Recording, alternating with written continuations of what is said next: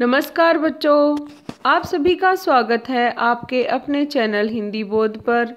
आज हम इस वीडियो में पढ़ेंगे क्लास 10th के सिलेबस में शामिल रस का ये थर्ड वीडियो है। इससे पहले आप 2 वीडियो देख चुके हैं।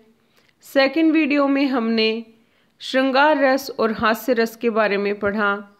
इस वीडियो में हम करुण रस, शांत और रौद्र रस के बारे में पढ़ेंगे।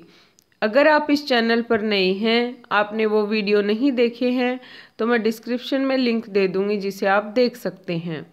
तो चलिए हम शुरू करते हैं हमारा आज का वीडियो। शांत रस। जिस रस में मोक्ष, आध्यात्म की भावना उत्पन्न होती है, उसको शांत रस नाम देना सही है। इसका स्थायी भाव निर्वेद होता है। अब आपको याद कैसे रखना है? हम भगवान के सामने शांत होकर प्रेयर करते हैं। ईश्वर के सामने हम जब प्रेयर करते हैं तो शांत हो जाते हैं।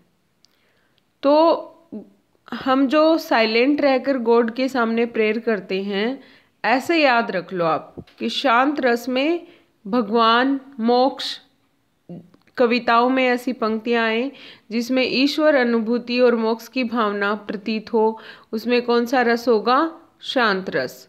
शांत रस का स्थायी भाव क्या है? निर्वेद। अब हम देखते हैं स्थायी भाव निर्वेद, आलंबन परमात्मा चिंतन एवं संसार की क्षण भंगुरता, उद्दीपन है सत्संग, तीर्थ स्थानों की यात्रा, शास्त्रों का अनुशीलन, अनुभाव है पूरे शरीर में रोमांच, पुलक, अश्रु आदि, संचारी भाव धृति और मति। आगे हम बात करते हैं उदाहरण की। पहला उदाहरण है, मेरा मन अनंत कहाँ सुख पावे, जैसे उड़ी जहाज को पंछी पुनी जहाज पे आवे, सूरदास प्रभु काम अधीन तजी छेरी को न दुहावे। तो इसमें ईश्वर भक्ति की बात की गई है कि जिस प्रकार कहीं भी चले जाओ, अनंत में एक ही जगह आना है और वो कहाँ है? ईश्वर के पास। तो ईश्वर भक्ति ही सर्वश्रेष्ठ है, ये इसमें कहा गया है उदाहरण के साथ, जिसमें पक्षी और कामधेनु गाय का उदाहरण दिया है। अगला है, जब मैं था तब हरि नहीं, अब हरि है मैं नाही, सब अंधियारा मिट गया जब दीपक देखा माही। ये कबीर का दोहा है, जिसमें कहा है कि जब मैंने ज्ञान रूपी प्रकाश देखा तो अज्ञानता रूपी अंधकार मिट गया और अब मेरे हृदय में सिर्फ ईश्वर का निवास है। अगला है, मन रे तन का गद का पुतला, लागे बूंद विनसी जाए, छिन में गर्भ करे क्यों इतना। इसमें मनुष्य जीवन की क्षण भंगुरता के बारे में बताया गया है कि मानव जीवन तो नश्वर है। इसलिए आगे हम बात करते हैं अगले दोहे की। बुद्ध का संसार त्याग, क्या भाग रहा हूँ भार देख, मैं त्याग चला निसार देख, अटकेगा मेरा कौन काम, ओ क्षण भंगुर भव राम राम। इसमें ईश्वर भक्ति की ओर प्रेरित किया गया है और मनुष्य के जीवन को क्षण भंगुर बताया है। आगे है करुण रस। करुण रस का स्थायी भाव शोक है। करुण रस में किसी अपने का विनाश या अपने का वियोग या द्रव्यनाश एवं प्रेमी से सदैव बिछुड़ जाने का, दूर चले जाने का जो दुख और वेदना होती है, वो करुण रस होता है। करुण रस में क्या है कि आपकी कोई प्रिय वस्तु टूट गई हो या आप किसी अपने प्रिय व्यक्ति से अलग हो गए हो, जिससे पुनः मिलन की कामना नष्ट हो जाती है, वहां पर कौन सा रस होता है? करुण रस होता है। अब हम देखेंगे, किसी प्रिय व्यक्ति के चीर विरह या मरण से जो शोक उत्पन्न होता है, उसे करुण रस कहते हैं। जिस रस में पुनः मिलने की आशा समाप्त हो जाती है, उसे करुण रस कहते हैं। यहाँ पर स्थायी भाव शोक, आलंबन विनीत व्यक्ति अथवा वस्तु, उद्दीपन आलम्बन का दाह कर्म इष्ट गुण व उससे संबंधित वस्तुएं। अनुभाव भूमि पर गिरना, छाती पीटना, रुदन करना और मूर्छा बेहोश हो जाना। संचारी भाव है अपस्मार, व्याधि, गलानी, स्मृति आदि। उदाहरण है पहला, पाए बेहाल बिवायन शोभय कंटक जाल लगे पुनि जोए। हाय महादुख पाए सखा तुम आए इते न किते दिन खोए। इसमें जब आते हैं सुदामा जी कृष्ण से मिलने और वो बुरी हालत में होते हैं, गरीब थे उस समय और कृष्ण राजा हैं, तो उनके पैरों में लगे कांटे और उनसे निकलते हुए खून को देखकर श्री कृष्ण रोने लगते हैं और कहते हैं कि आप इतने दिन कहाँ थे, पहले क्यों नहीं आए। अगला उदाहरण है, प्रिय मृत्यु का अप्रिय महासंवाद पाकर विष भरा। चित्रस्त सी निर्जीव सी हो रह गई हत उत्तरा।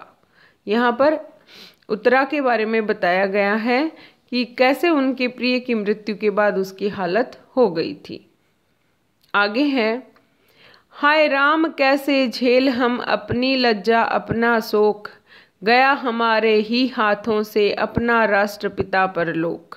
यहाँ पर राष्ट्रपिता महात्मा गांधी जी के लिए आया है, उनके लिए ये 2 पंक्तियां कही गई हैं। आगे है, दुख ही जीवन की कथा रही क्या कहूँ आज जो नहीं कही। तो ये हैं एग्जाम्पल करुण रस के। आगे है रौद्र रस। रौद्र रस का स्थायी भाव क्या है? क्रोध।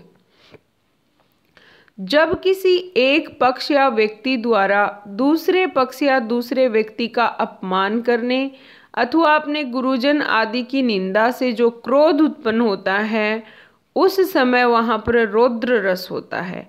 इसमें क्रोध के साथ मुख लाल होना, दांत पीसना, शस्त्र चलाना, बोहें चढ़ाना आदि के भाव उत्पन्न होते हैं। अब यहाँ पर आप देखिए कि कोई भी हमें कुछ बात ऐसी कह दे कि हमें सहन ना हो सके, तो उस समय हमारे जो भाव प्रकट होते हैं वो क्या होते हैं? क्रोध। और कोई कविता की पंक्तियाँ ऐसी हों या हम नाटक में कोई ऐसा दृश्य देख रहे हों जिसमें वो स्वाभिमान को चोट पहुंचाता हो, तो वहाँ पर क्या होता है? क्रोध आता है। तो ऐसा ही है रुद्र रस। आगे हम बात करते हैं स्थायी भाव क्रोध, आलंबन विपक्षी अनुचित बात करने वाला, उद्दीपन विपक्षियों के कार्य तथा उक्तियां, अनुभाव है मुख लाल होना, दांत पीसना, संचारी भाग है आवेग, अमर्ष और उग्रता। पहला उदाहरण है, कृष्ण के सुन वचन अर्जुन क्षोभ से जलने लगे, सब सील अपना भूल कर कर तल युगल मलने लगे। संसार देखे अब हमारे शत्रु रण में मृत पड़े, करते हुए ये घोषणा वे हो गए उठकर खड़े। इसमें युद्ध भूमि में अर्जुन कहते हैं कि अब सामने वाले देखें कि हम कैसे युद्ध करते हैं। तो आगे आप इस पिक्चर में देख रहे हो कि वो कैसे मार रहे हैं। तो ये क्या है? सामने वाले की कार्य या सामने वाले की कही हुई बातों से उनको क्या आ गया? क्रोध। और क्रोध से वो क्या हो जाता है? आगे का जो कार्य होता है वो इसमें बताया गया है। हरि ने भीषण हुक्कार किया, अपना स्वरूप विस्तार किया, डगमग डगमग दिग्गज डोले, भगवान कुपित होकर बोले। यहाँ पर भी क्रोध दिखाई दे रहा है। ठीक है, तो क्रोध जिसका स्थायी भाव हो वो कौन सा रस है? रौद्र रस। जंजीर बढ़ा अब साध मुझे, हाँ हाँ दुर्योधन बांध मुझे, याचना नहीं अब रण होगा, जीवन जया की मरण होगा, टकराएंगे नक्षत्र निखर, बरसेगी भू पर वहनी प्रखर, फनशेष नाग का डोलेगा, विकराल काल मुंह खोलेगा। अगला उदाहरण है, साक्षी रहे संसार करता हूँ प्रतिज्ञा पार्थ में, पूरा करूँगा कार्य सब कथानुसार यथार्थ में, जो एक बालक को कपट से मार हंसते हैं अभी, वे शत्रु सत्वर शोक सागर मग्न दिखेंगे सभी। तो यहाँ पर इन पंक्तियों में क्रोध है। पहला प्रश्न हमारा है निर्वेद किस रस का स्थायी भाव है? तो किस रस का स्थायी भाव है निर्वेद? उत्तर है हमारा शांत रस। करुण रस का स्थायी भाव क्या है? उत्तर है शोक। अगला प्रश्न है, पाए बिहाल बिवायन शोभय कंटक जाल लगे पुनि जोय, हाय महादुख पाए सखा तुम आए इते न किते दिन खोए। इन पंक्तियों में कौन सा रस है? तो कौन सा रस है इसमें? करुण रस है।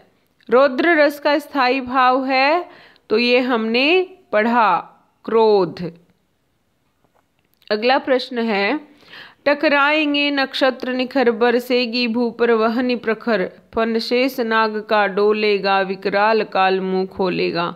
इन पंक्तियों में कौन सा रस है? तो इसमें है रौद्र रस।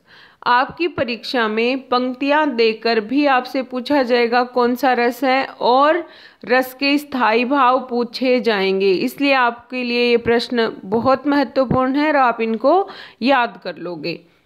ये था हमारा आज का वीडियो। अगर आपको पसंद आया है तो लाइक करें, इस चैनल पर आप नए हैं तो सब्सक्राइब करें। Thank you.